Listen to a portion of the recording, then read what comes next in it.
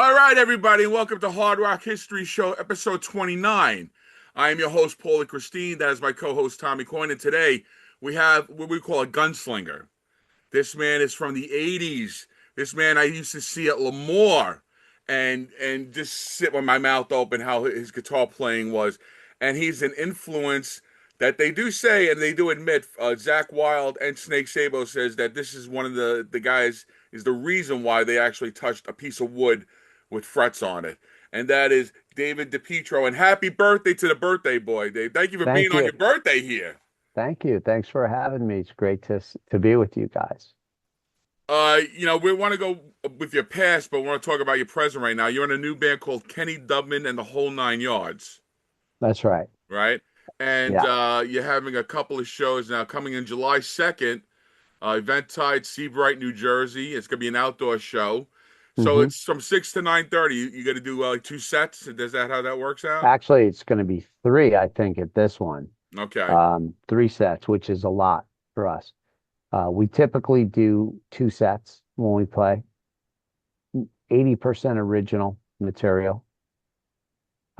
We do some covers because we're doing clubs and we're sort of slugging it out like the old days and working with a new group of people, a new group, new band, and getting our act together, so to speak. And so while we're playing some of the smaller places, we're doing some of the cover tunes that we love to do, the Mhm. stuff that we love to listen to, like some of the more iconic, like Leonard Skinner stuff that's got those holy grail guitar Mhm. parts in them. So we do stuff like that, things that we like, but it's essentially window dressing to do original music, original rock and roll, and it's a lot of fun. Kenny wrote some great stuff. If you want to know about how this came about, I Please, can tell you please. that a couple few years ago, Kenny wrote to me and mentioned that he was writing new music and said he really wanted two guitars, but specifically me, to help him arrange it for the stage, bring it to the stage.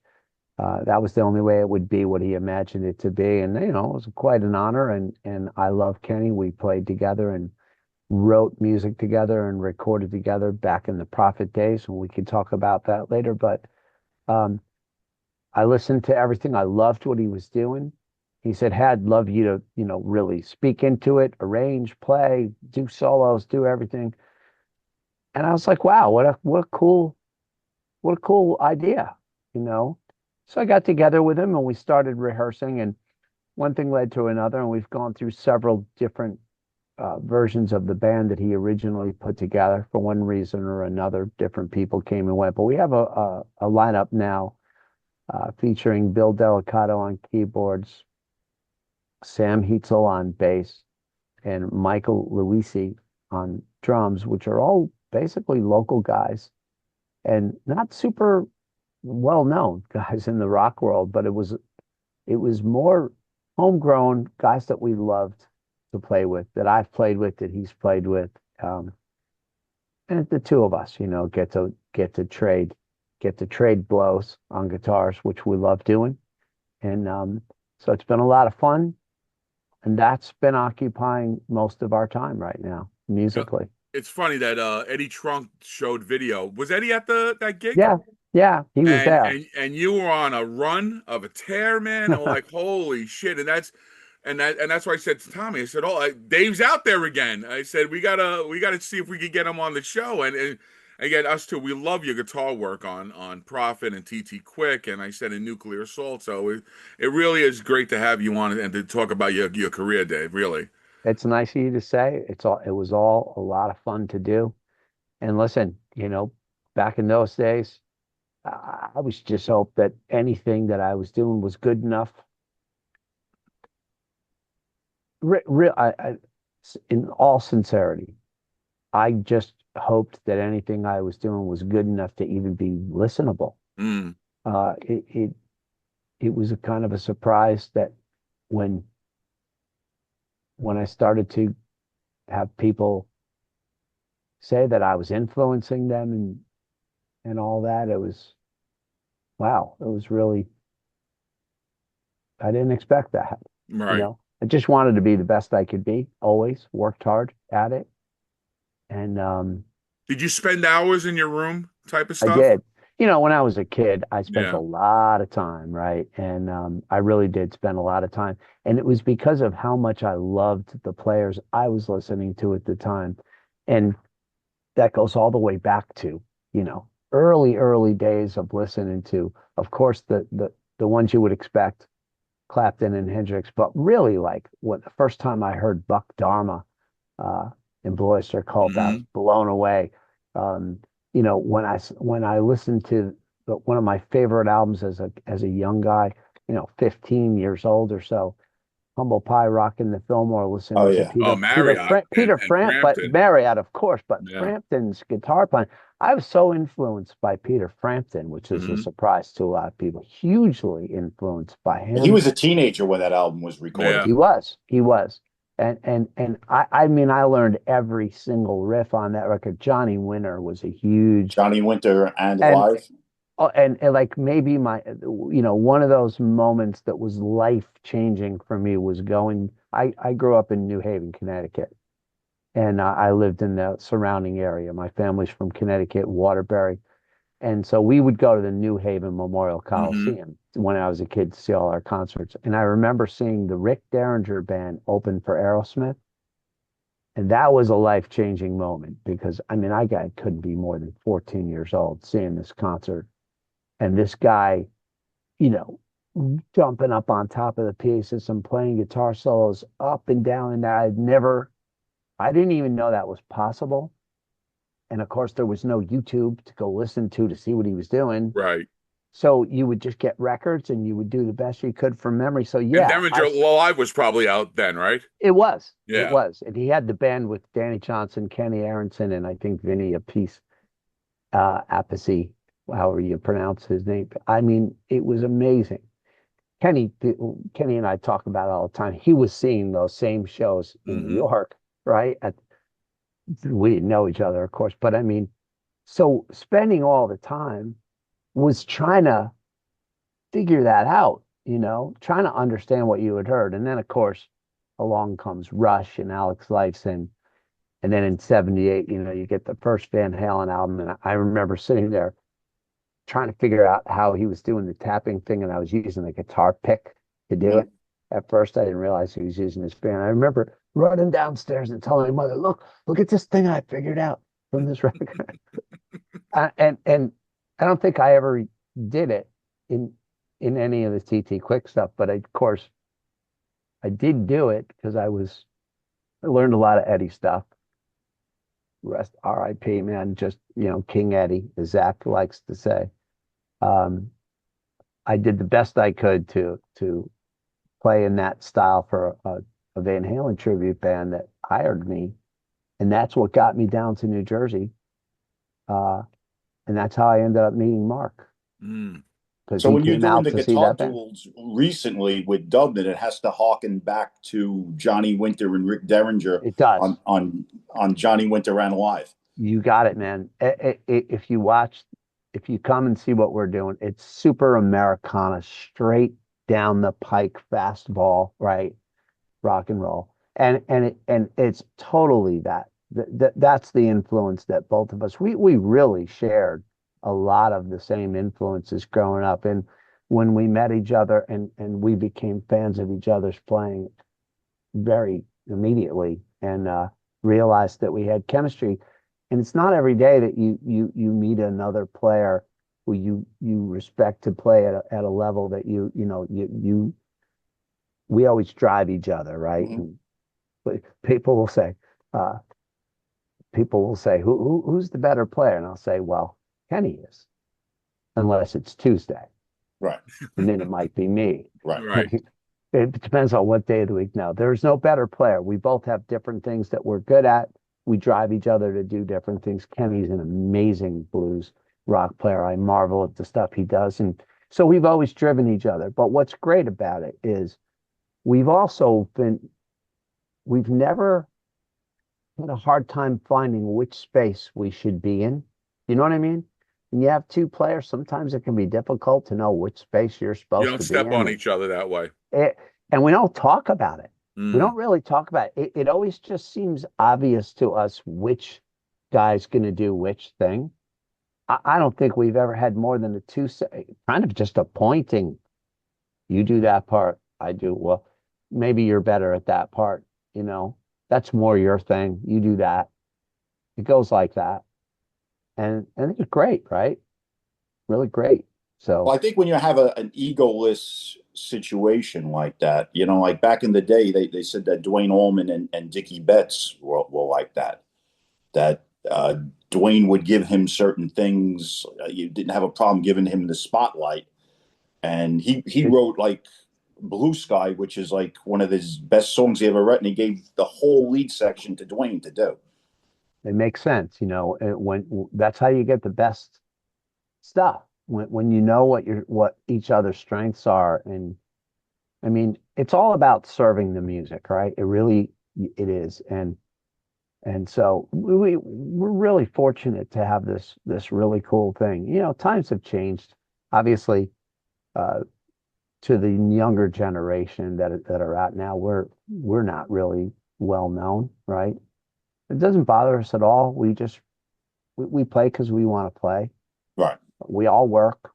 I work for a company called Lane Engineering during the day, and Mm. I do construction administration in New York City, in and around New York City. And I'm very fortunate because my boss is also a musician and a producer, and So he understands. right, we actually share a recording studio. We have we're partners in a studio and music school business Hmm. here in Hazlitt. So pretty pretty grateful that way. Dave, And I hate to tell you, Dave, we're both retired, me and Tommy. no, man, I can't. I'm in my 60s and there's no retirement in sight. I don't see it. I feel pretty great about it actually. There are days, but one way, I mean, there is no such thing as retiring for a musician because if I stop Oh doing yeah, the engineer, I'm just going to play more. yeah. Um, We were both city workers, so were you? yeah, So we paid our dues that way. you know the fight. I mean, we do uh high rise exterior high rise restoration. Oh, So wow. when you see the guys up on the Uh-huh. scaffolding and you're Yes, like, that's crazy. you're out Really? there. That's me. Yeah, Oh my God. we Wow. do that. Listen, it'll keep you awake. As It'll long as you're not keep you. afraid of heights, I guess that's a lucrative Well, job to have. What's the highest floor? I think I've 40 stories is my record to date. And let me tell you, And how are those it, wind tunnels? it looks a lot different from up there. I You know, bet. it's peaceful up there. Listen, the thing I love about the work that we do is that it has to be done. Um, the exterior elements of a building that are a threat to fall Mm-hmm. need Yeah. need to be, and so you got to do it. Yeah, I mean, I'm I have a healthy fear of heights like anyone does, but I've gotten used to the gear and the safety equipment, and I trust what we're doing. And once you turn and you look at something that was about to fall on someone, you start thinking more about that.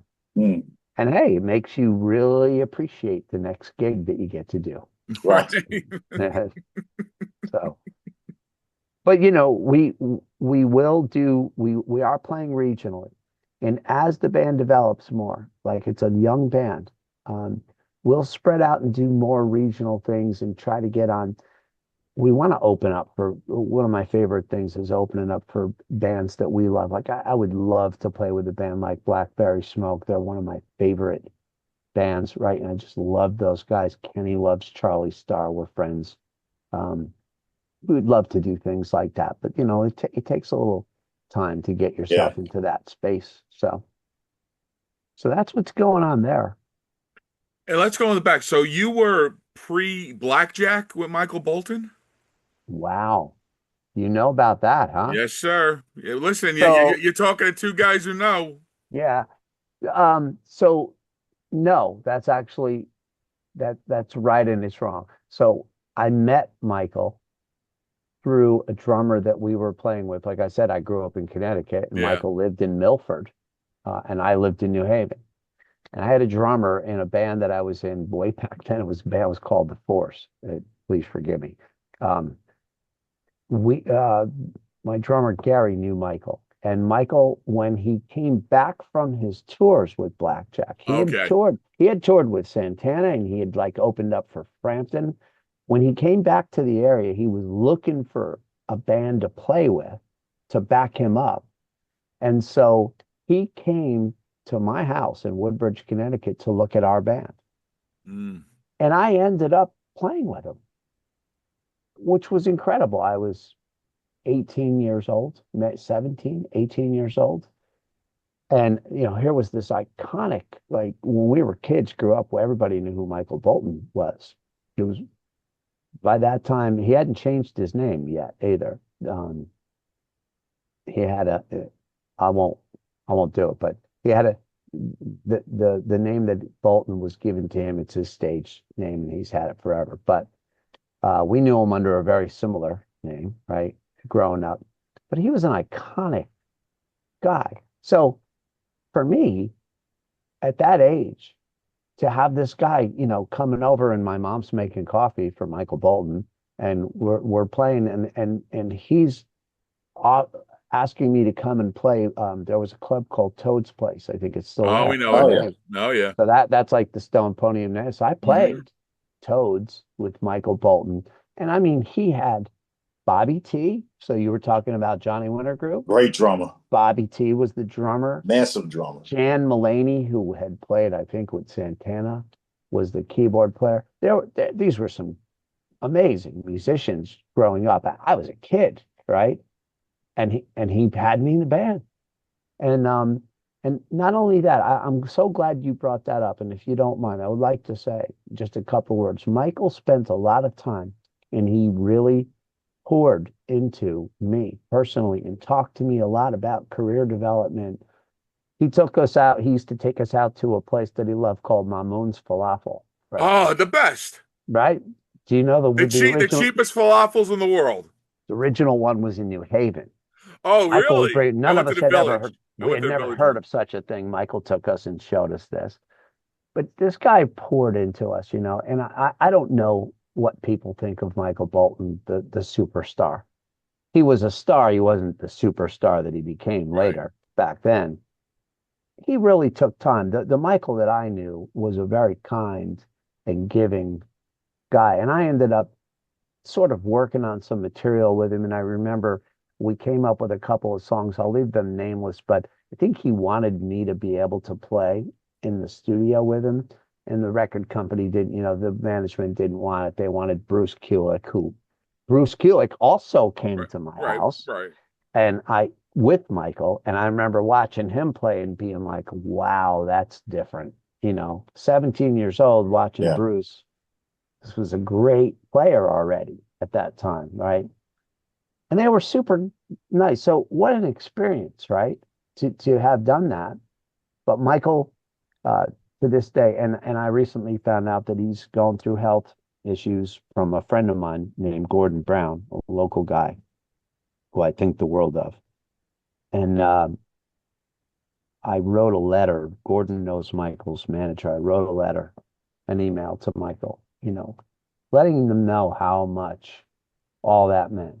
What a great honor it was to be able to spend time with him, and how much I appreciated that he took the time. Like I said, I don't know what people think of the superstar Michael Bolton, Yeah. but that's a look at the Michael Bolton that I knew. And I couldn't be more grateful. What a You way want to start. you want to tell the story about David Lee Roth walking in? Yeah, we played Toads. It was the place that I was telling you. And Bobby T would always do a long drum solo. That probably doesn't surprise you. No.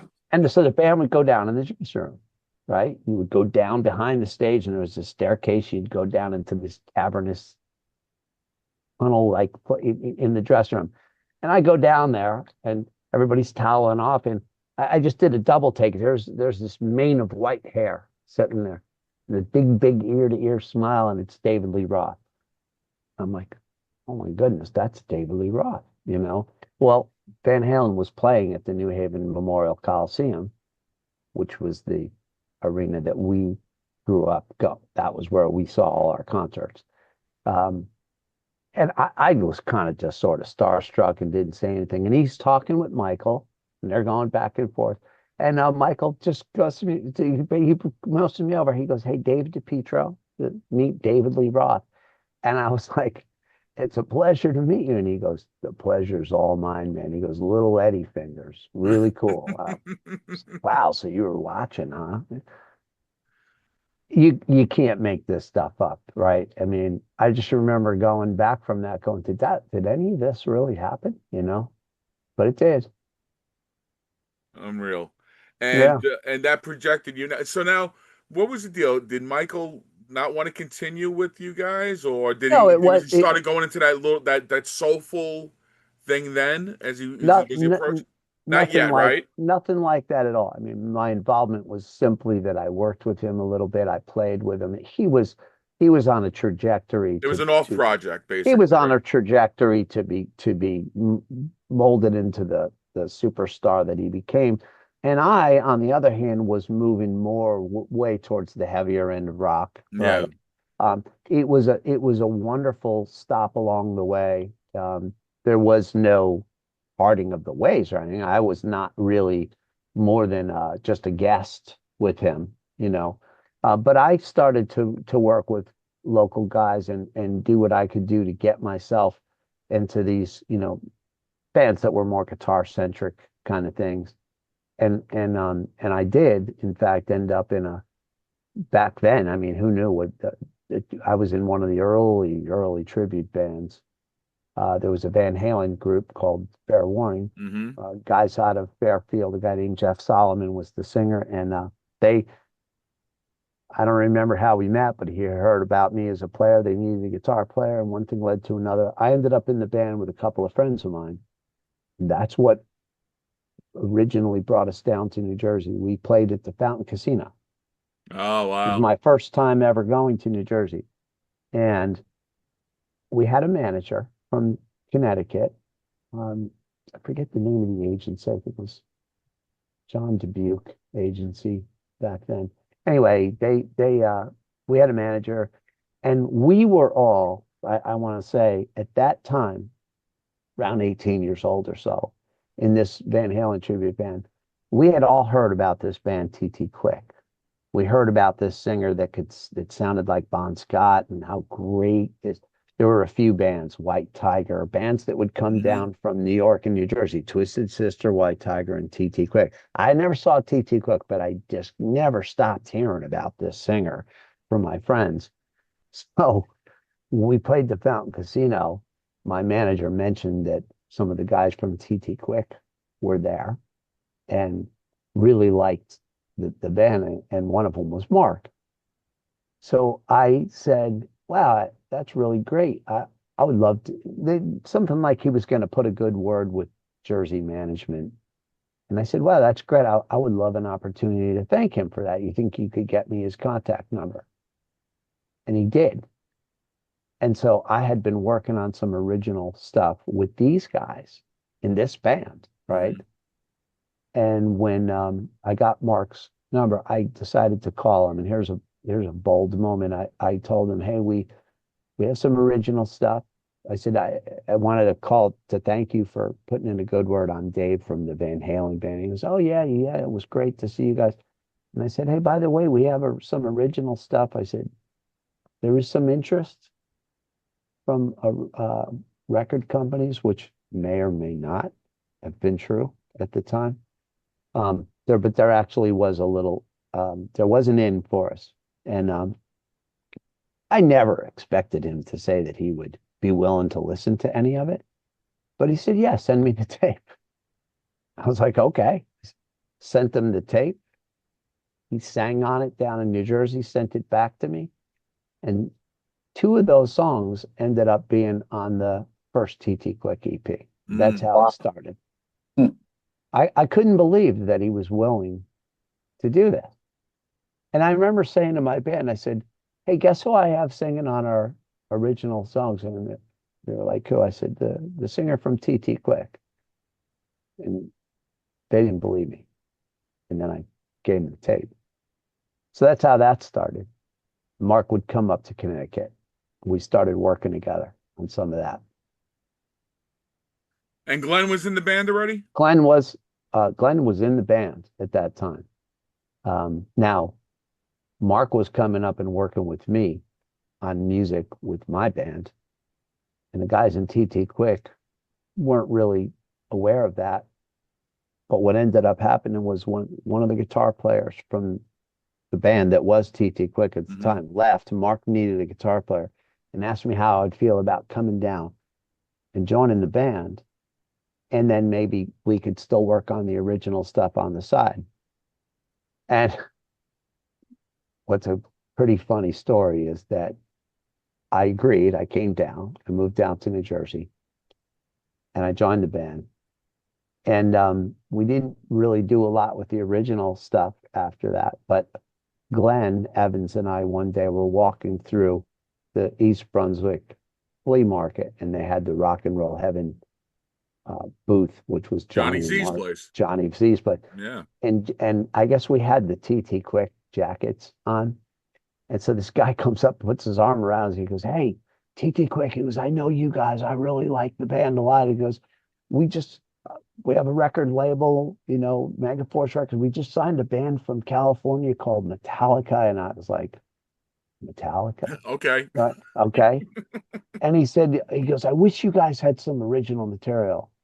He goes, "Do you have any?" And Glenn said, "No." And I went, "Yes." And Glenn looked at me. I go, "Yeah, we do." And Glenn looked at me, "We do?" And I was like, "Yeah, we do." Right. So Johnny goes, I want to hear it. I want to tape. So we walk away and Glenn looked at me. He goes, "We do?" And I said, "Well, about that." And I told him that Mark and I had worked on some stuff. Mark doesn't know that I'm saying any of this. And I ended up calling Mark and I said, "Hey, listen, I kind of had a situation where I had to talk about the stuff that you and I worked on. And here's why." And I told him why. And he said, "Well, are these guys okay?" And I said, "Well, what? They're okay." Um, so we ended up giving the tape that we had made in Connecticut Mm. to Johnny, and he ended up signing the band on the spot. And then we re-recorded it with the band that you know of as the first. Right. That's how that happened, man. Wow. Yeah, And then also, so then Medal of Honor itself was the later. first thing on Megaforce then, right? Well, no, the EP was on The Mega. EP, Yeah. right, right, I right, think right. he had two labels. Who could keep up with it all? He had another label, I think, that he called Avalanche or something like. It was all Mm. Megaforce though. It was all him. And so that was the first one, the EP. Right. Then Glenn went on. He moved on, and he went to Nuclear Assault. He wanted to do the more thrash thing, and we ended up grabbing Eric. And I mentioned White Tiger before. I'll tell you, going backwards, back in the days when I was still in Connecticut, I remember going to the Agora Ballroom in New Haven to see the band White Tiger. And I remember seeing this drummer and being so blown away. I had never seen anything like this guy. Just amazing. The whole band was, but I was really taken by Eric. So, of course, later on, you flash forward a few years later now, when Eric started hanging around gigs and Glenn was kind of looking to go the way he was going, and one thing led to another. And I said to Eric one day, I said, "Hey man, why don't we jam one time?" And he goes, "Yeah, let's do it." And I grabbed Walt and we went up to one of the rehearsal studios up North Jersey, and Eric learned a bunch of the stuff, and we just started playing, and it just immediately the whole chemistry became this whole different thing that you could not duplicate. Never could. Mm. It would never be the it would never be different. It would, how do you say this? They say that the whole is greater than the sum of the parts. And when Eric played with Walt and I, who we were as individual musicians really disappeared into this three-piece TT Quick thing. And that is the band that ended up doing Medal of Honor. Mm-hmm. That's the band that became that sound, really. And Mark wrote, incredible lyrics, incredible melody lines. He did really all of that. We would come to him with musical ideas. He'd write it. We'd go record it, and that's what you have. When you record an album like that, do you know at the time? Do you have a feeling at the time that this is something that that could be special and with the potential of like taking off? You always hope so. Again, I'm very, very honest about this. I listened to, the albums that I listened to growing up were such iconic records. So you are in the studio hoping you could come anywhere near Right. that. Really, that's your feeling. It's really like, is anything we're going to do here going to come anywhere near, the first track on the first Queen album, Liar, is it going to be anywhere near that, Um, I never really felt that we fully hit potential on any of that stuff. But it was great though, right? The band was really special. And I guess what happens is as time went by, there were shows you would do. I will say this to you. There were certain nights that we played that I was definitely aware that something really special was happening. And I kind of had the best seat in the house for it while being a part of it, right? Because Eric wouldn't play the same thing, the same two nights in a row. I don't even know if Walt and I did. And just some nights, certain things happened. It was pretty special. The studio, it kind of fought in the studio to try to capture the live thing. Because of course you have producers that want it to be what they want it to be, right? I didn't love all of the production on Medal of Honor. Sometimes I felt some of it didn't really capture the band as it was live, but it was cool. They did a great job. Michael Wagner and Eddie Kramer, respectively. You hear the two different kind of production flavors on that album. I don't know if you ever noticed that. Yeah, well, the Michael Wagner stuff is for my ears is You very can hear, you easy can, to pick up because like Scott every is, band that he did, I loved. So I did too. I mean, I totally love. Obviously, we can go back now to Accept, right? There, All right. there was a band we used to cover. right. How interesting is that all? But I don't know. Yeah, I would say that you always hoped for something special. I knew the players. I knew that the guys were special. I didn't know if the recording would be. It's an album that's really held up like over the decades, and to this day is still revered as a 80s metal classic. And I would be the first one to say that. I was just listening to it now. Got balls. Yeah, Yeah, no, the Forget album about it, held man. up It's yeah. phenomenal. Yeah. Great. it's got some cool. It does have some cool stuff. I mean, I was a really big fan. I liked a lot of the songs on it, and the production is different. I really liked stuff I think like a song like Beat the Band really sort of more captured the Okay. kind of live feel of the band. Mhm. But I mean, listen, that song, Siren Song, that was me to Randy Rhoads.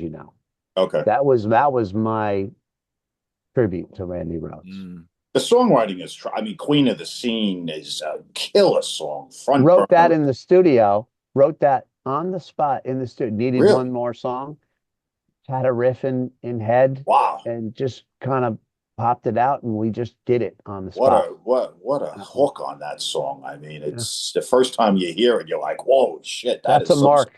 That's a Mark hook. They all Front are. Burner was another tremendous That's song, a I Mark thought. idea too. Yeah.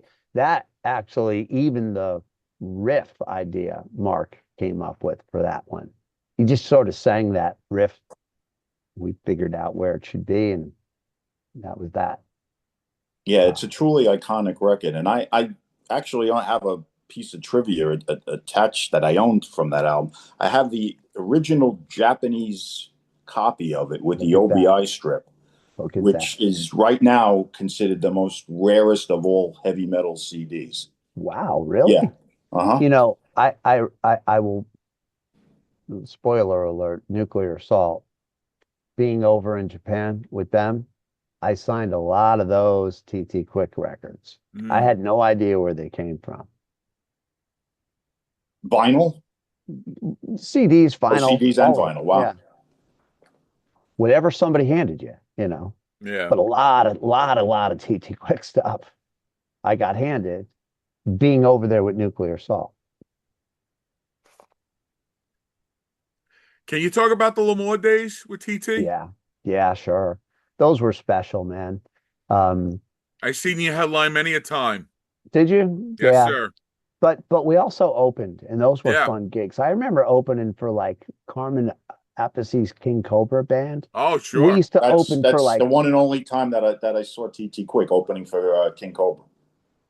oh, okay. Yeah, that was great. You know, I loved being in those spots. I loved the opening spots. We used to open for Quiet Riot. We opened for Ted Nugent. We opened for Y&T, was a band that we loved and got to open for. I'm sure there's more I'm not thinking of. We used to open for, but Lemoore in particular was Y&T, King Cobra. There's a few others. I think we even played with Ace once, but I'm not sure. But we did King do. Cobra they were a band that had a lot of bucks behind them on that first album. There was a, Absolutely. yeah. Absolutely. We played with a lot. I got to know a lot of people, including Ray Gillen, there at that club because of us playing and them playing, and either the same night or different nights. But I mean, come on, you know, those were some of the greatest rock moments you couldn't even believe, you know, how packed those places were. And and the crowds were so great to us. A funny story is I was one of these guys that, you know, I was kind of a duct tape, sticks and knives duct tape kind of guy. I didn't have a lot of fancy gear. I used the same amps and same guitars for years and years. I only used two pedals, a little Boss overdrive and a little chorus pedal. They didn't Mm. even have a tuner pedal back then. And we didn't have pedal board. They didn't have a pedal board. You used to plug them in Plug in and and straight to the stack. listen. And my guitar tech would tape them to the floor, right? Mm. So I remember one time playing the Moors and I'm doing all this stuff and I spin around and accidentally kick the pedals and launch them out into It's a the crowd. crowd. Uh, All the sound Oh, stop. no. All the sound stops. I Everybody's bet. looking. I'm looking down. I realize what happened. I look out in the crowd and these guys are holding these pedals. And I was like, could I Can I have have that those? back, please? Could I have those back? Everybody laughed. The entire place was hysterically laughing while they were handing this stuff back. That's how cool of it was, like a family, you Yeah. know. It was like getting together with your favorite 1,500 friends or whatever. It was huge, right? But some great moments there, some interesting ones. I don't know if you ever heard the Iron Maiden story. You ever hear that one? When they did a Seventh Son when they Well, played. well, with well, we were. I think for a while we did a Thursday night there, Yes. and I guess Maiden was in town to play the Garden, or a bunch of Okay. places, right?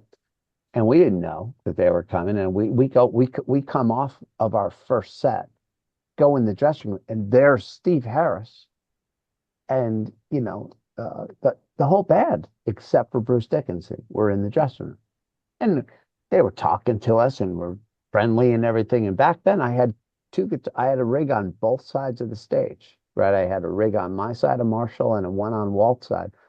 And so I don't know how it happened, but somebody had the idea of asking if they wanted to play a song. Could have been Mark. And they said, yeah, they wanted to play. So we hooked them up quickly between sets to our gear, right? And the curtain, there's a curtain close, and the curtain opens, and little does this crowd know that they're about to see Iron Maiden with Mark singing Wrathchild. And Mark has a tape of this somewhere. Hmm. I'm pretty sure he has a tape of it, a cassette. Hmm. Remember those? And the crowd just went crazy, right? Here, and they played. They played. And Mark sang. And Mark introduced, he goes, "Hey, ladies," he goes, "special treat for her." He goes, "With the exclusion of myself, Iron Maiden." And that was a Lamore moment. No photos of that? I don't know if there are photos, but there is a tape of it. Mm. And I'll never forget that. It was so funny watching these two guys play, Yeah. using our rig. And yeah, it's great. Amazing. Adrian and Dave Murray, right? It's made really great So players. So talking that, about the Thursday night slots, Sister started it, right? Was Sister the first Thursday night slot I band? don't know. I don't Because I know know. it was you guys. I know it was Sister. And then when Sister made it, it was White Lion. Yeah. White Lion took it over. So I don't know if you were in between the. I don't know. It's hard to remember. It's Yeah, all a because I little remember fuzzy. seeing you on Thursday nights. Yeah, it's all a little fuzzy. By the way, I mean, we did what else? There was one in the city too. We did a Monday night. The Cat Club? I think it was Studio 54. Oh, yes, Really? yes, they Yeah, did. and Yeah. they started doing Monday metal nights, and we played with Anthrax and a couple other. It didn't last very long, but yeah, so there were Thursday night Lemoore thing. I wish I could tell you more. I don't remember how long it lasted. What I remember about Lemoore's though really are the weekend nights that we played because it was so packed. Yeah. And there were so many things like I remember we played there during the Buster Douglas Mike Tyson fight, and I remember coming off stage in the dressing room and the bouncers there, uh, Eddie the bouncer, and Mm. telling me, "Yeah, Mike Tyson got knocked out," and I was like, "Yeah, right, Get out of he got here. knocked out." So like those are the moments in life that are happening, and we're living at that time. Part of that time, we are living down at the Jersey Shore. You wouldn't leave Lemoore until 3 o'clock in the morning. We Yeah. would drive down to the Jersey Shore, go out to the jetty and start fishing, you know, and then sleep it all off. You know, it's funny. The infamous 3 night weekend of Armored Saint, Wasp, and Metallica. You think Johnny Z would have, because he had Corral, he had Anthrax, he had you, he had Overkill. That's would have been the package of Overkill, Love TT Quick, Metallica, or Anthrax. You know. We loved the Overkill guys. I mean, Mark's still really good friends.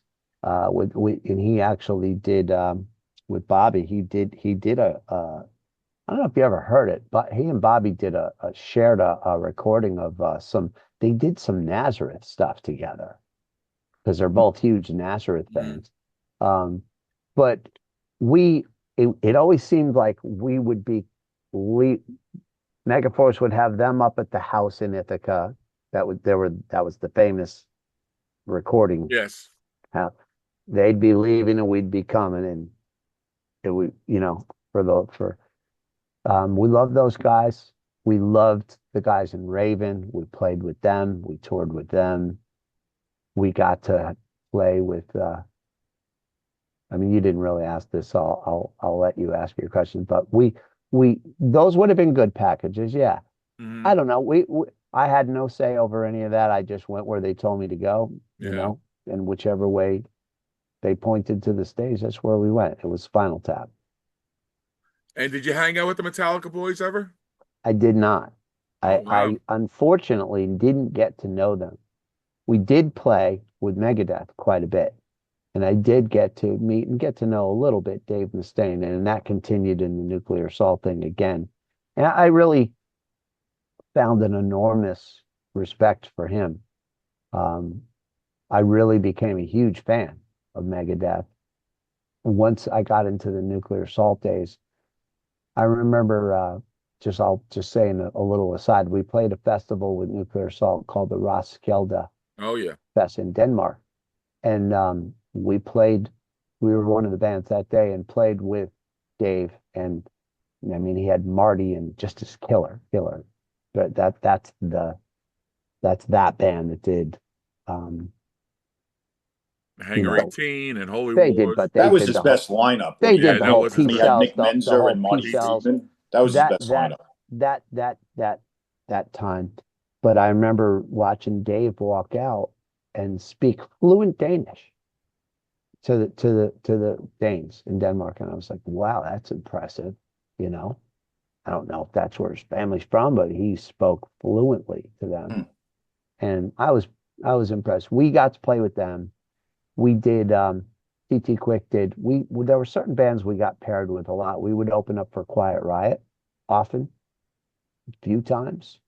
Mark Farner when he did the Mark Farner band. Hmm. Mm. Some really cool things, you know. There's some great photos of us playing an arena in Lehigh Valley Stable Arena opening for Ted Nugent. That was one moment I'll never That must have forget. been great. Oh, he was fantastic, What man. tour was he on then, Dave? Do you remember? I couldn't tell you, right? It's 1986. You tell me, what tour was he Oh, on? that was way It after was he Scream was a Cream. super great guy. I have some great photos of that. There's some stuff online. People have shared photos with me that they took, but he was invited us into his dressing room. Super great guy. We played twice because we had a regular gig. We had a regular club gigs. There was a place called Manhattan's up in, I think, Nyack. We played. We opened for Ted Nugent and then went up and played our regular club gig. He was very impressed by that. Hmm. Little Miss Dangerous tour, There you 86. go. Yeah, that makes sense. Yeah. That makes sense. Now, moving back to TT Quick a little bit, Yeah. when the album did come out, I'm sure you guys were well aware of that. It was received really well. The second album, Sloppy Seconds, which I happen to like a lot, it it kind of didn't wasn't received. I remember the album when it came out. Also, it was kind of hard to get. Yeah. It didn't seem to have the distribution or It didn't. the punch behind it that the first one did. It didn't because it was on an independent label. Johnny, things went the way they went. Johnny had sold Megaforce, Right. right? And the whole package, and we ended up on Island with a whole bunch of other bands.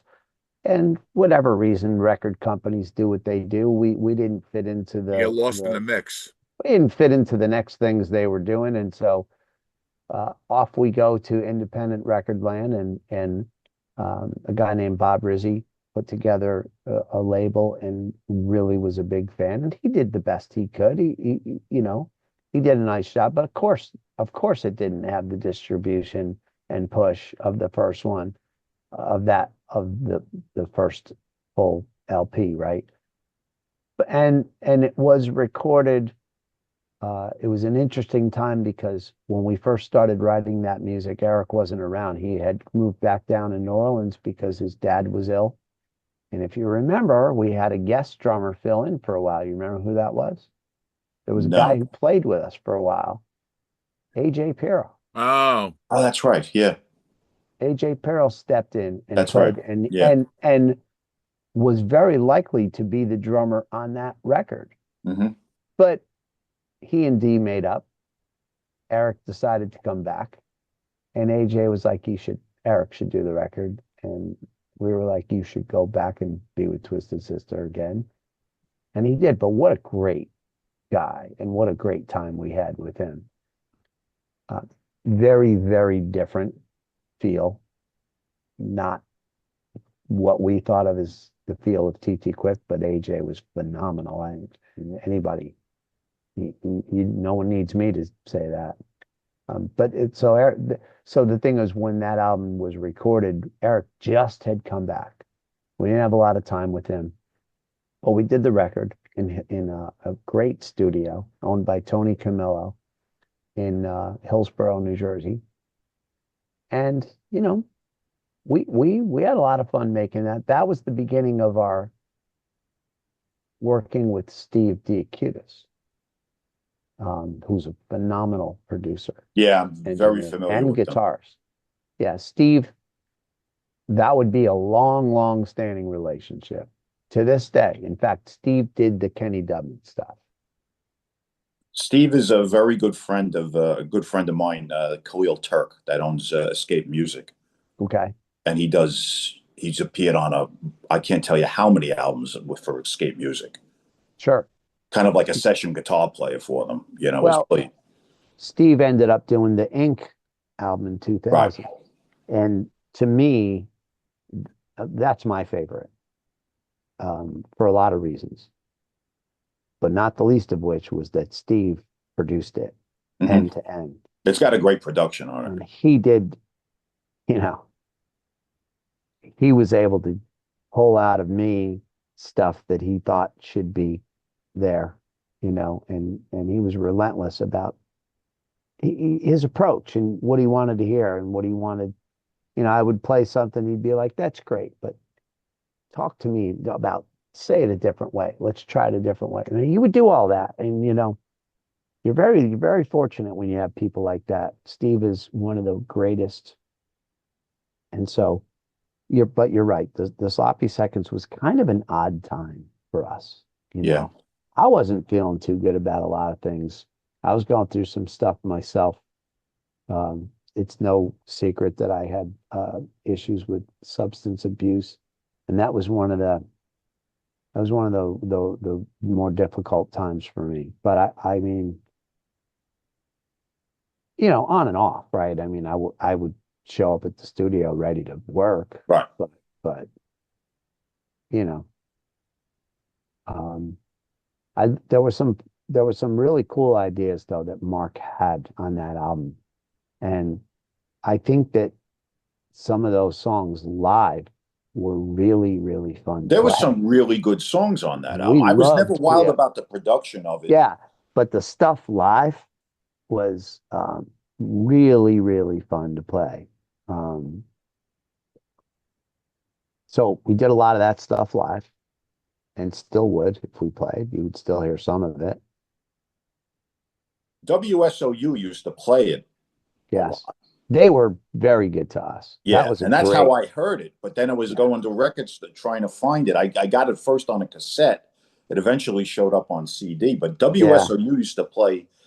I think "Eye of the Storm" was the yeah, song that they used to yeah. play a lot, and that was a fucking great song. I thought it was a song that was as good as anything on the first album. It's nice of you to say. I mean, it was funny because I was fooling around with a very famous classical piece called Leander. And the beginning of that song is actually me. I was fooling around one day and I just did this rocked up kind of version of Leander, kind of Hmm. in the style of, not exactly. And everyone's like, "What's that?" What I said, "It's Leander." If you go listen to the classical guitar Uh piece huh. for Leander, you'll know you'll That's where get it's taken from. immediately. Yeah, Yeah, and I was like, "Well, look, it's public domain. Like I think it would be a great tribute to that great iconic classical guitar piece to tag a little piece of it." interesting. I And so never knew that. that's what you're getting in the beginning of that Okay. song, just so you know. Yeah. Uh, So what you know, was and the that demise of TT going as were you seeing the signs of okay, I think I should be moving on? I think that after we did the after we did the Ink album in 2000, we played a bit together. And I think that, one of the things that happened is Eric got injured.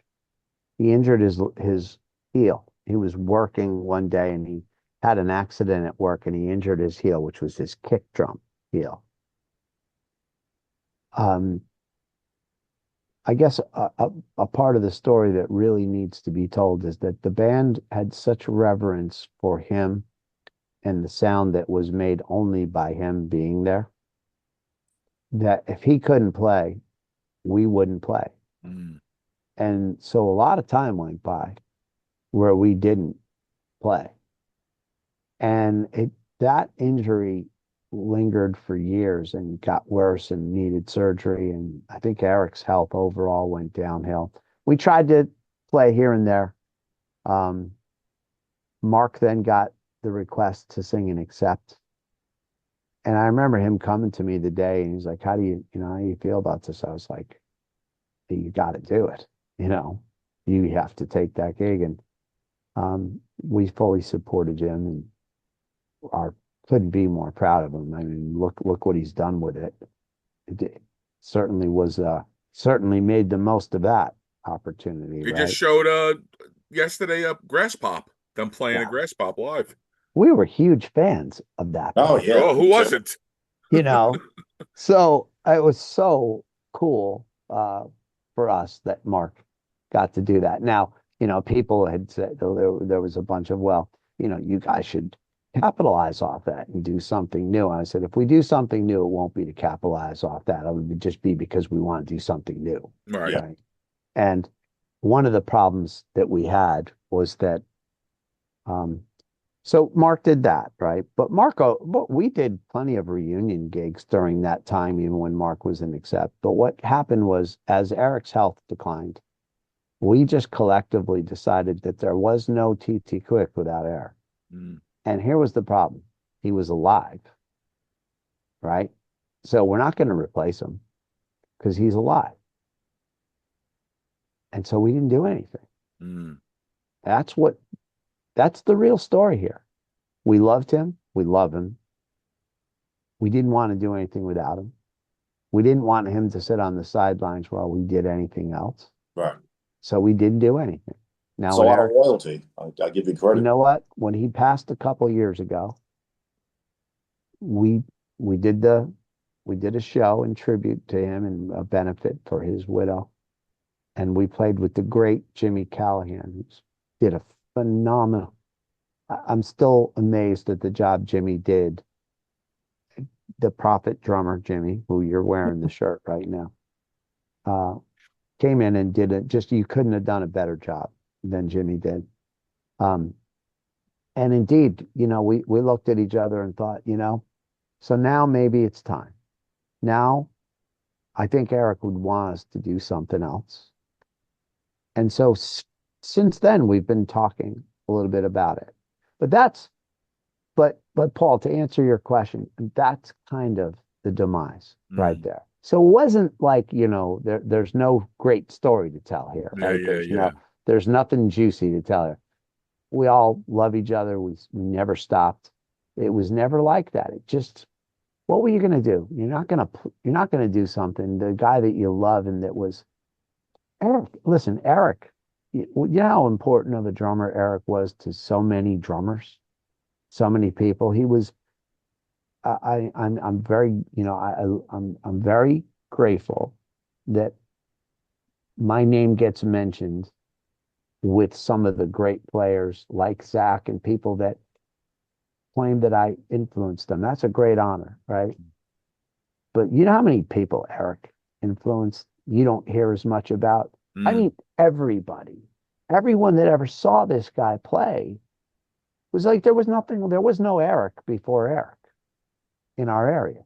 You have to go to a drummer like Ian Pace from Deep Purple, or he's like a hybrid, right? Of you take a funk drummer and take some Ian Pace Mhm. and put some Bill Ward and John Bonham in there, and you have Eric. Eric could literally have played in Zeppelin. He could have been the drummer that could have played in that band. Forgive me. Nobody can replace John Bonham. But Eric, if you were gonna, he could have done that gig. He That's had those how type of chops. Yeah. that's how that's how great he was. Mm. Um, again, I mean it seriously. There were nights when we played, we talked about what felt special. There were nights that I literally just had the best seat in the house to watch Eric play. And Mark and I used to laugh because he would start doing stuff. You would know that he was actually playing a little bit of a Zeppelin thing in the Right. middle of your. We knew what he was doing. We would just look at each other and start laughing. Like, where does he come up with this? Mm. Eric, everything was on the spot. Everything was improvised. His whole life and everything that we did. He did not like being put in a box. He didn't like being in a click track. That Mm. was one of the big problems, by the way, if I may, with the Medal of Honor album, is that it wasn't a problem. But why I say it didn't really feel like the band felt live is because we didn't play to a click track live, Right. but of course the producers wanted that. Hmm. And he did it. He did, he did his, but I mean, drummers nowadays work with click tracks all the time. That was Oh yeah. not really, we didn't, who knew what that was back then, you know? Yeah. But he was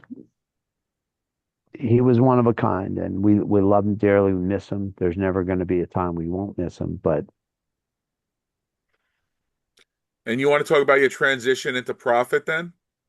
well, it wasn't really a transition as much as those guys were friends. we had started playing a lot together, different. We had these two different cover bands, right? The TT Quick cover band was called Big Richard, and the Prophet cover band was called Edgar Casey. Played together a lot. We all became great friends. And Scott, when he was going to do the next album, the follow up to The Cycle of the Moon, he thought, man, well, how cool would it be to have two guitar players and take more of a rock, sort of like a more White Snake kind of avenue than the Kansas thing.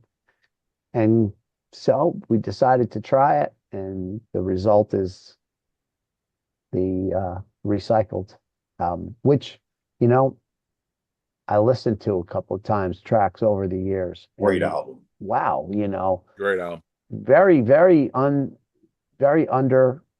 It was really cool. And I mean, Kenny and I just had a spectacular time playing together and writing. We all wrote a lot, Scott did the bulk of the writing. Kenny did a lot. I don't remember. We all wrote, but we did that at the same studio, by the way. That was also done at Tony Camillo's studio in Hillsborough, same place that Sloppy Seconds was done. But a better experience recording wise. And Steve Diacutis was involved in that also. It's got a great production on it. And at the time, I was writing for a couple of different magazines in Europe.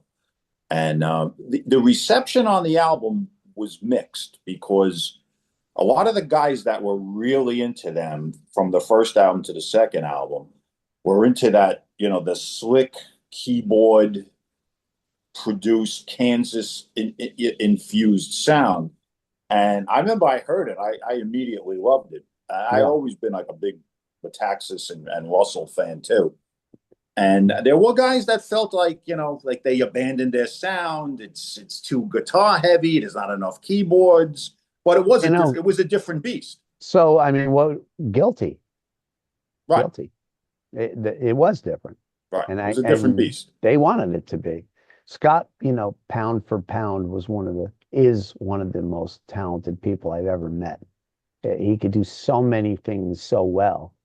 And Russell had this incredible voice. So, it was fun too, because when I did, well, then I would do shows with them. And of course I had to go back and learn and fit in to the other stuff you're talking about. Right. And that was neat. That was fun to do. Did a bunch of shows. I really loved the band. It was a great band, fantastic. I mean, so super powerful, great band. And I was what a great experience to get to be part of that, Was there an element of, since the second album, which I thought of its time was one of the best albums, but it didn't take off, I think, quite like everybody expected it to. Was there an element within the band, since that sound didn't work, let's try something different? No. No, I don't think so. I think everybody was happy with the direction that it was going in. And, I think that for one reason or another, the keyboard player had some health issues. Right. I remember There were different people wanting to try different things. So the band didn't really, there was no, I don't remember there being any immediate plan for another record. Well, I mean, I think they had hoped for another major record. Right. And when that didn't happen, you can only do so much. Well, right? The handwriting was on the wall for the whole scene, because when you saw a band like Prophet that put out an album like that, and a record label didn't want to sign them for another one. It's because times were changing, man. Yeah, I mean, you can't get better than that album. Right. To me, Cycle of the Moon was like a perfect album. You're right. In the days where that would have been the thing to have, that band would have no doubt would have been signed and would have been, back when Yes was doing their thing. Yeah. Well, yeah, things were changing. We were coming into what? The thrash thing, which was about to give way to the grunge thing, right?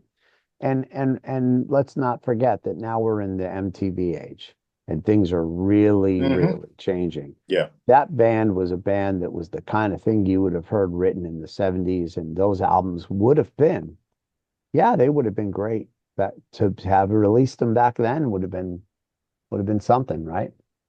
Were you involved in the writing process of the songs on the third album?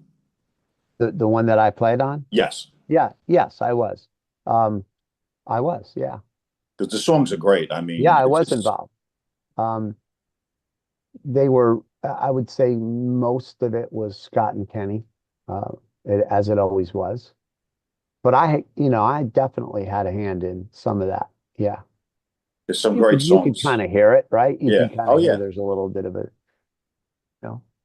I didn't insert myself into the writing process. It just kind of we all wrote. Mhm.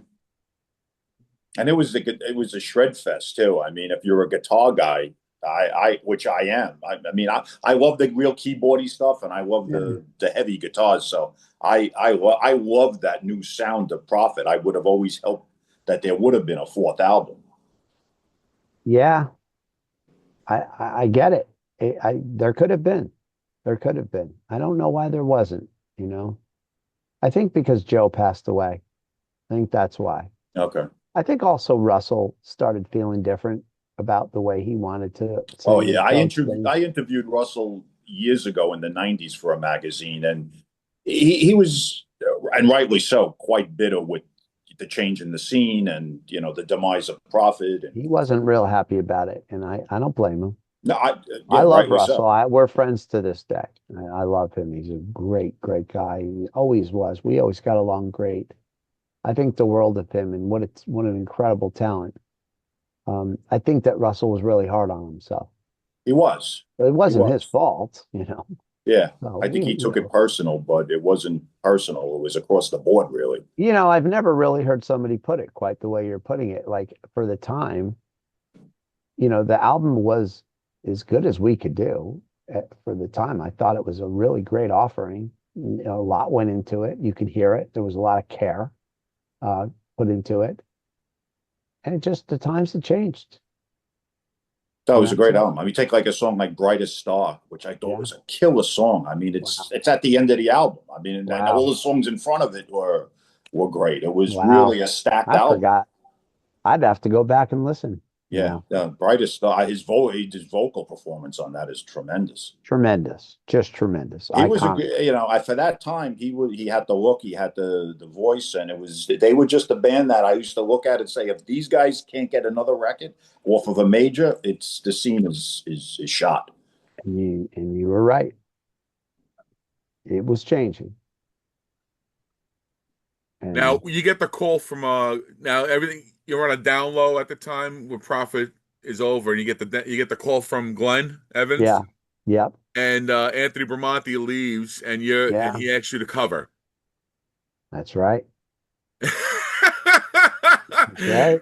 So What an interesting call that was. your style is not nuclear assault And I style. said that to him. I said that to him. I was like, how am I going to fit into this? And he said, what he had said was they were wanting to do something just like Megadeth had done, right? They had done the one album that was a little bit more like, why can't I think of the name of it? I love it. Telling my is my business. No, No, no, that it's was with the Poland. That was more jazz fusiony no, it in the was the beginning. one with the who was the big producer they were with. Uh, Anyway, it was the one that had Hangar 18. no dun, dun, killing dun, is my dun, no dun, no no dun dun dun dun dun dun dun dun dun dun. that. Hold on. Yeah. Symphony of Destruction. That Symphony of album. Oh, okay. Destruction. Well, that was their most It's commercial album. Countdown to Extinction. Yeah, Yes, yes, yes. That record, that's their best which, album, I think. by the way, I love. That was when we played with them, that band. But and Metallica had done the Black Album, and so that type of metal was starting to be received Yes, in a little bit more of it. Didn't have to be total thrash. right. Glenn wanted that. Glenn remembered our time in TT Quick and thought that I could be a writer that could do that with them. And I remember thinking, I hope your crowd is okay with that, you know. Um, but okay, if that's what you want to do. Did you come in though, Dave? To interrupt, did you come in on a tour, or Yes. were you in the writing process? Oh, so you had to come and learn all these songs. I came in on a tour. Glenn was planning a new album, but they Okay, weren't. They weren't. It was going to be months and months before that was going to happen. Maybe even a year. I came in on a tour. Dan Lilker was playing bass. right. Um, and yeah, Dipietro leaves. I had to learn all their stuff, which was insane to learn. I remember being so. The first time I actually played on stage, it was so hard to follow. I ended up looking at Danny's hand the whole time and just relying on hearing snare Because in my you can't mind. rely on John. It took no, it took a while for my brain to catch up with all that and be able to kind of just hear it, you Yeah, know. Nothing I had ever played was even never approached that type of insanity speed wise. But it was fun, man. It was an athletic event. I came to appreciate what was going on there. And so then when we did get to the studio, now Danny decided to leave and yeah. do Brutal Truth. So they needed a bass player. And that's when I said, well, if you're looking to do an album the kind that you're talking about in the style, I've got the guy for you. And I called Scott. He came in, he toured a little bit. We ended up just going right to, actually, no, we went right to the studio. He came in, we went right into the studio, wrote. John had some songs, but I wrote a bunch of that album. And Scott even wrote a bunch of that album with Glenn and John. And it was really, you can hear how different that album is. So I love we behind the we glass walls. Oh my yeah, God. Oh yeah. that was a John idea that we all wrote. There's a great story about that song. I'll tell you in a moment. Mm, But we went down to Lancashire Boulevard to Universal Studios. That's Miles Copeland. It's IRS Records, right. right? And they wanted that next turn the corner kind of record. They wanted that record that would be like Countdown to Extinction for Nuclear Assault. So we were there for that. And John had this great idea for this Shakespearean. When I wrote the riff with Scott and I came up with this riff for Something Wicked. Mm-hmm. And John came up with the idea of using that Shakespearean by the prickling at my thumb, right? Yeah. John's a brilliant songwriter, by the way, that way. He really is. He was a super great guy, very talented. Yeah, he was crazy. He was off in his own space, but really I was. have a story for you too. I'm sure. There's a lot of great John songs. John's a super sweet guy, man. Nothing but great things to say about him, and never had anything but a great time with him. And he was just super fun and very supportive. You know, you can do it, Dave. He was always. I'm like, I don't know if I could do it. You could do it. But we did do it. We went into the studio and did that record, and that was interesting. And the song Behind Glass Walls. What was really interesting was the producer, the engineer, Scott Gordon, I think it was, he had worked with Robbie Krieger. He was good friends with Robbie Krieger from The Mm, Doors. How's that connection for you? So he was friends with a lot of guitar players. And I remember in one day walks in the great Steve Hunter. Does anybody know who that guitar player was? of course. Oh Buffalo yeah, he used Springfield. to play with Lou Reed. Right. He did the iconic opening to Sweet Sweet Jane. Jane that I, as a kid, can't tell you how many my dad yelling at me for wearing out the Over and needles over. on our turntable, figuring out all these guitar solos It from was him Steve and Dick Hunter. Wagner was the That's pairing. right. And I remember as a kid figuring out by A being the solo on Aerosmith's Train Kept a Rolling and A being it to the Lou Reed thing. And I'm like, that's the same guitar player. It's got to be the same guy. It sounds exactly the same. Years later, you would find out that it Yeah, was. But yeah, it was him. I remember, so I'm in the studio near Steve Hunter. And I said to him, I said, hey, I got to ask you. I said, first of all, I said, that was you, right? And he said, yeah, it was. And I said, can I show you how I know? I said, there's one riff that you did on both, and it's exact. And I played him the riff he did exactly the way he did it. He was so blown away by that. He couldn't believe that I had put that together. He goes, you're right. It's the same riff. Because I didn't really mean, I said, no, it's just your style, right? But like it's one of the two, it's just one of these little speedy bits that he did. And I said to him, I said, hey, I don't know how you'd feel about this, but what an honor it would be for me because you're one of my guitar heroes growing up. We're about to do a solo for the song Behind Glass Walls. And I said, how'd you feel about just playing a little bit of it with me? Maybe we could come up with something. He goes, I would be honored to, man. And so if you listen to that solo, you hear two guitars. Mm. One of them is Steve Oh, Hunter. wow. And I left the studio going, no one will ever believe this. That was my that was one of my favorite things about doing that record. Yeah. And I remember sending it to Zach and JD getting a hold of that record.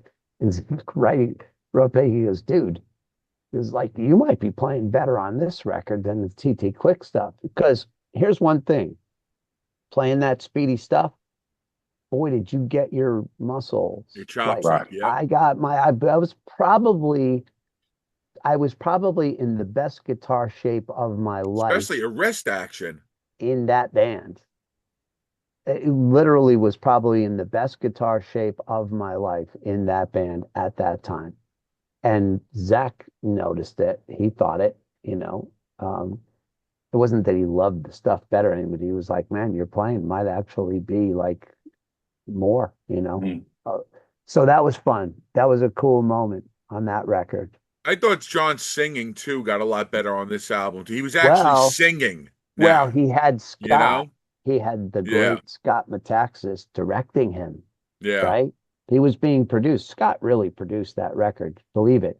Scott Gordon was the engineer and, had sonically produced, but Scott Metaxas arranged, produced, spent incredible amount of hours. I could never spend that kind of time behind a board. And on Wiki, Steve gets a credit.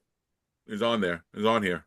Oh, there you go. Yep. Okay, so there Yep. you go. Did you You ever got notice it? Call on No Time. Call came out. Oh, right. Cochran. Carl Cochran, the great Carl Cochran, rest R.I.P. man. Love And him. you got Ray too. Ray came in for background vocals. Boy, I remember Ray showing up. We met up out there. Um, that's a whole other story. I love Ray Gillen, man. He was a friend, True and talent, boy. Oh my we God, the we had vocals. talked about doing something together. He wanted Eric at one point and I to do something, but of course he had already started with the Badlands thing, and we're like, you can't do that. You're not going to get support. Jakey Lee was a superstar, and I He love could have done the Jakey Lee. Sabbath gig, Dave. I'll tell you a story about that, because we were talking about Lemoore's before, but we'll finish. Yeah, Ray did come in, and we all did gang choruses, and we just loved that we had Ray because Ray's arguably one of the greatest singers ever, right? Absolutely. When Yes. I met Ray, I met him at Lemoore. He was singing with Bobby Rondinelli's band, right? Mm-hmm. And Eric wanted me to go see this singer. He goes, "You got to see this dude sing," and I was blown away. And Eric and Ray was a big fan. He was a big TT Quick fan. I didn't know it and everything, so we became friends. We started hanging around. Scott actually ended up having some. Scott had a hand in writing some of that stuff, by the way. On I think the song Live Wire, he had a hand. On the Oh first wow. bit, that was Yeah, always rumored I that don't he want had to I something don't to want do to with say that. something that isn't true. I know Scott I had heard a that hand too. in. But anyway, I'm hanging around with Ray, and I remember taking my then wife to Lemoore to see them, and just marveling at how much I loved Ray singing with Ron and Ellie. So we go to Connecticut. My wife and I go up to Connecticut to visit my mom, right? It's the next day. The next day. I'm in Connecticut, and Black Sabbath's playing at the New Haven Coliseum. Mm-hmm. So Tony Insageri, who worked for Megaforce Records, I don't know how he reached me, but he said, "Hey, I heard you're in Connecticut. If you want, come down and see the Sabbath concert. I have tickets for you." Oh, okay. I go down, see the Sabbath concert. I'm expecting who? Ian Gillan to sing, come out and sing.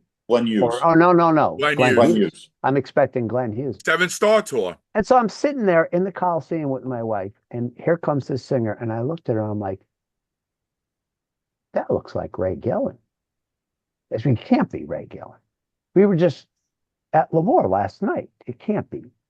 But as it's going on, I'm going, that is Ray Gillen. I'm the only person in this arena who knows who Who knows that who he is. is? Yeah. Right. And how is Ray Gillen on this stage with Black Sabbath?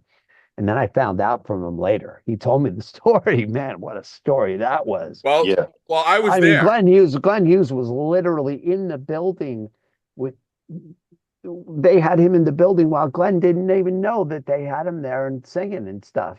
It was crazy. Well, I was at the Meadowlands gig, Dave, Okay. and that was before the Nassau Coliseum gig, and Glenn couldn't sing for shit, Yeah. and he walked off the stage, And and the that's rest how of the show was instrumental. yeah, and that's why they got Ray. That's why they Yeah. got Ray. They had Ray. They had Yeah. Eric Singer got Ray, Yeah. but he had him in Right. the wings, knowing something. Because the story goes, I mean, Glenn was kind of fucked up at that time, Yeah. and but the story Glenn says is that he got into an argument with the tour manager, and the tour manager punched him in the face. Yeah. There's Listen, all kinds. you know what I'm saying? That Yeah. that was his story. That blood came cascading down his throat. That's why he couldn't sing anymore. That was his version. Yeah. Come You on. know. Nothing but love for Glenn Hughes. I was a huge Deep Now look at Purple Glenn fan. now. Huge Deep Purple fan. But I mean, Ray Gillen was, if you had the chance to get him, you were getting him. Well, Ray Gillen was what Glenn Hughes was in his prime in Purple. Yes, that's exactly right. Yeah. And including the look. and then some. Right.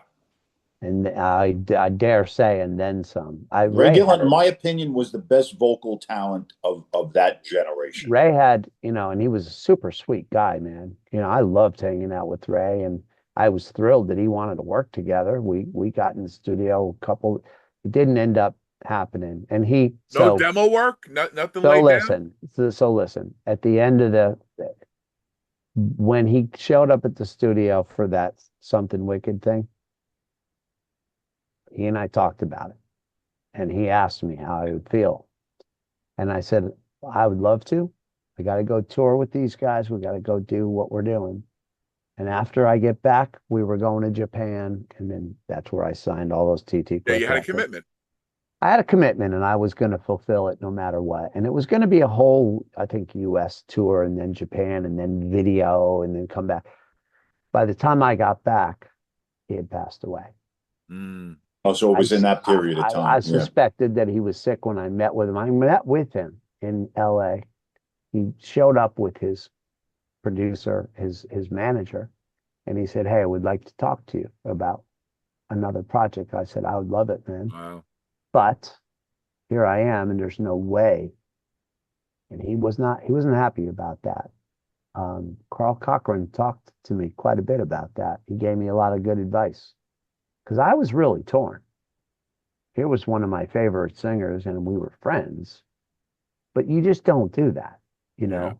You don't do that. It's an unspoken rule. You do not do that. And I didn't. I'm happy to tell you that I didn't, but I was very unhappy to get back from all of those obligations about a year later and find out that he had passed away at his mom's house up in Montclair. What a sad, what a loss, man. To this day, I can never look at his picture without feeling something. So we had, who knows? Who knows, right? Massive loss, yeah. Massive. It was the best thing. I saw you at Lemoore, and I'm friends with Anthony Bramante.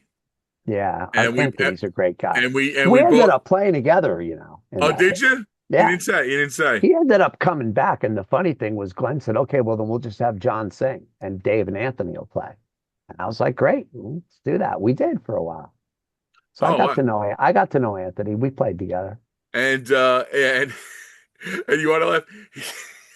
I love him to death. He came in a trench coat and a hat because he didn't want to be like he was there seeing you guys, and he didn't want to get noticed. It was hilarious. It was hilarious. That's But funny. let me ask you: the road stories was Connolly good? Because so I'll give you my version. when Anthony came back into the band and Danny wasn't there, they had a different bass player, and we went out and they did a mini tour, and I helped them out on it. Fucking John would go and take the mic stand and put it on the floor and want to perform on the floor. He And was, I don't know how he survived some nights. We would watch him do stuff that we're like, you got to be kidding me. He would put himself in a crowd, dangerous. right. He had no self-regard. He had would fearless guy, completely fearless, would put himself in these they They're don't wouldn't slam mean, dancing and everything, and and he's jumping into that, and they're like all grabbing him like, you got to stop this, man. Dave, You're you would kind of start the first important to song. this You would whole start thing. the first song and bring the mic down, and I'm like, and these kids want to slam dance, but they don't want to kill him. Nah, he was And I would crazy. take the stand and I would put it back up, and he would go back, take the fucking. I'm like, all right, kill yourself. Well, you got to say this. I mean, the guy didn't take himself seriously. He certainly didn't think of himself as being a rock star. He was No, just a normal, average guy. He just loved people. John was a super, very sweet, sweet, very just the sweet. great, just the I greatest. actually say that too. And I have to say, I regret that we haven't kept in touch. And John, if you're listening, what are you waiting for? Let's stay in touch. There was no reason why we didn't. Just things go the way they go. Um, but I love John. I loved hanging out with him. He was just a lot of fun. Very talented, smart guy, clever writer.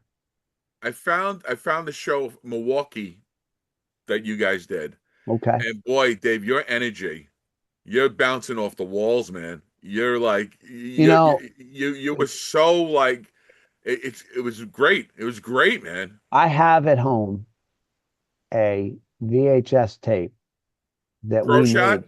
we made on tour that I have to get digitized. Hold me accountable to this. There's some footage on that I guarantee you would love. And I have to get it digitized because I can't play it. It might break apart. Oh, But okay. there's tons of stuff from that whole Something Wicked tour and great John Conley stuff Oh, on that has to be seen. I'll get it done. So I'll now get it done. after you come back, I guess now this is the beginning of grunge. Was that the pre-grunge? It's exactly right because I remember being in the band touring Europe and every place was packed. Then the next year, or maybe the year after, it's like only half full, right? But there's this band Rage Against the Machine that's packing every place, and now our package isn't packing places out anymore. And that was like, oh man, deja vu all over again, right? It's like, but we weren't part of the grunge thing at Was there thought all. about you doing another album with Nuclear Yeah. at the Oh time? yeah, there was. It was totally of my own doing that it didn't happen. And I'll tell you why. Because as I was out on the road for those few years, I think it was 2, maybe 3 years with them. Might have been that long on the road. My oldest son, Danny, was just becoming about 8 years old at that time. I missed him terribly, and I really felt guilty about being away while my son was growing up. It really bothered me more than I expected it to be because, the band wasn't in the kind of position where you could have families on the road with you. It just wasn't that way. And so that was it. You were leaving your family, and those guys toured relentlessly, right? You were away most of the year. It bothered me, and I made a decision that it was a rough decision to make. I remember being in Europe making the decision and talking to my now passed away RIP tour head of stage, Alan Anderson, and just saying, hey, I don't know who to talk to about this, but I have to make a decision because they wanted to go back out again. And I was like, I don't think I can do it. I just can't be away. Every day on the road feels like the same day. And life is moving and kids are growing and things are happening at home. And I just there was a lot of bitterness towards me from family. And I didn't blame them. We weren't earning what they used to earn because of the grunge thing or whatever it was. I'm not going to blame anything. We weren't. right? But like you said before, Thomas, it was as good as it could have been. Hmm. It wasn't because we weren't doing our part as musicians, right? It was as good as it could be from my standpoint. And just times were changing. Again, I had seen this movie before, Oh yeah, right? me too. Yeah. And here I am, in really my family not doing as well as they should be. And I just made the decision that it was time to pay attention to that. And I never regretted that decision. It was the right decision. It was the right decision. It was not a fun moment, and they were not happy, and a lot of people weren't happy. And it lasted for a long time. I'll also tell you this. I don't know if you planned on this being part of this You can talk discussion, but about anything you want. well, look, you don't come out of all those years. Um, in my case, I came out of it with some baggage. I didn't realize that substance abuse had become a thing that was now starting to control me. It wasn't that way on tour. I want to assure your audience that when I played with that band, the cleanest I ever was on the road. It was when I got back home The that would be downtime. the issue. The Making the downtime. adjustment to Yeah. real life. Downtime and I did not get along well at all. I needed to be out. But anyway, well, one thing led to another. And anyway, the battle with addiction and recovery would begin right then and there and would last for years, by the way, years. But I was at least home and I was at least present. And at some point, back in around, I'm going to say around 2005, 2006, I finally really, even before then, around 2002, really, I came to terms with it. And, I got on my knees and said the prayers that people say to get the help they need to get. And I admitted that I had to get help. And I did. And it took some time, but eventually I got to a point where I was completely no longer in the grips of any of that or controlled by any of that, which was really a miracle because it wasn't that I was staying clean but wanted to use. It was that in my case, it was as if it never happened. I got to a point through faith and through a lot of great counseling that just I was able to completely beat it. And it was from that day to this day, I've never stopped being grateful because I know how hard it is. And I've watched a lot of people lose that battle. And so have you guys, right? So I can tell you that there's never a day that I get on a stage now and I'm not grateful that I am even there at all. Right. I don't take any of it for granted. And when I have a chance, and I've spent a lot of time in Christian ministry talking to people about, a lot of people wondered why that happened. Well, that's why that happened. Spent a lot of time giving back. I spent a lot of time homeless shelters, rescue missions. I was lucky and fortunate and blessed by God to meet a wonderful woman who believed that I could beat it and was there to help me do it. Her name's Stephanie, and her and I got into, and she's a singer, and we started doing music for local churches, which had never could have ever made me believe was going to happen. That was not in any brochure anywhere, right? But we did. And so I took some time and I did that. And I needed to be away. You could imagine I needed to be away from that scene for a while.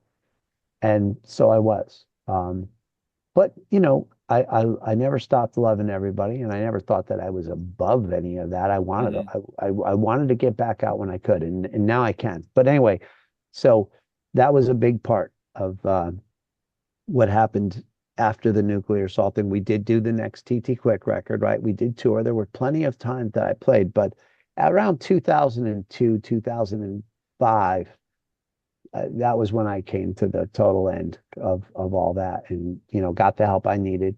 And I encourage everybody. There are great people. Ricky Bird from Joan Jett has a foundation, and he talks a lot about rock and addiction and rock and roll. He's done some great work. There are a lot of people out there doing it, and it's needed, right? Absolutely. So I'm one of those guys. If you want to And live, you got to do it. That's not part of. just live, but like how about having some dignity while Right. you live? Yeah. How about being productive and being there for other people? The rock and roll game can be kind of a selfish game, right? And learning how to love music without I you know making it an idol Mm. is a good thing, man. I love everything we did. I don't look back on any one of those days with anything but great reverence that I had a chance to do any of it. It feels sometimes like someone else's life Mm. almost. Mm. I really, it's like I kind of look back on it now and can't believe that a lot of it ever really happened, but it did. And so I'm grateful for every single minute of it. For the fans that have supported us over the years, I wish I could go and hug and kiss every single one of them. And the only way that I can give back is by being the best player I can be to the end. And that's what I'm going to do. And when did Kenny come back into your life to start playing again? About 3 years, 4 years ago, he came to me with this music that he had written and asked if I would do it. And of course, I had to give it some thought because of the time commitment, but it was just, you couldn't say no to this. It was just such a great opportunity. And we had done such fun things, worked together in the past. And you know, we could still do it.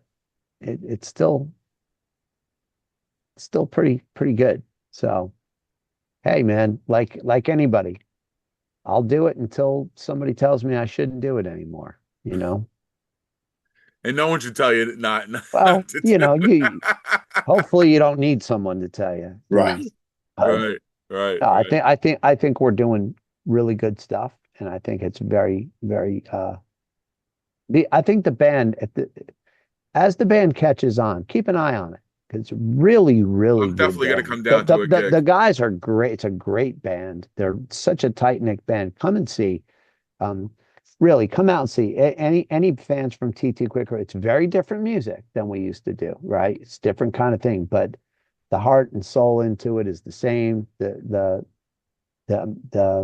guitar playing is as good as we can make it, and I think you'll enjoy it. I'm going to go to, I live in Freehold. So, Come on out, man. yeah, It'd be great to see you. yeah, Yeah, so the dates are Thursday, 4th of July weekend. It's going to be at Eventide. That's what it's called, Yeah. the place. Yeah, it's Seabright, supposed to New be Jersey. It's a 6 to 9:30 outdoors. Then Friday, August 21st, Eventide again, Seabright, New Jersey, 6 to 9:30 outdoors again. And yeah, then Saturday, August 22nd, Keyport Elks Charity Bike Run at yeah, the Elk Quad, 2 p.m. with some good friends of ours. I think Matt O'Ree will be out for that, and a few other good friends of ours, Jimmy Duncan and his band.